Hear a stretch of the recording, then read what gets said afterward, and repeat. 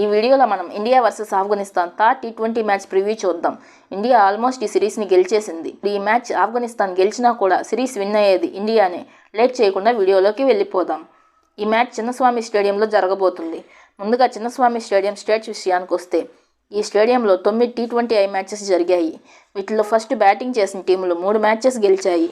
First bowling చేసిన టీములు 5 matches గెలిచాయి. ఒక మ్యాచ్ నో రిజల్ట్గా ఉంది. ఈ పిచ్ కూడా బ్యాటింగ్ వికెట్.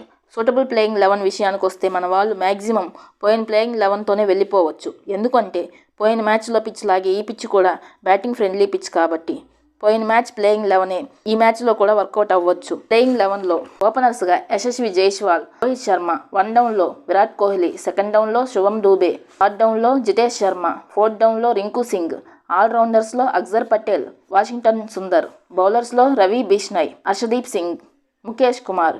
ఈ వీడియో మీకు నచ్చినట్లయితే షేర్ చేయండి, లైక్ చేయండి, సబ్స్క్రైబ్ చేసుకోండి.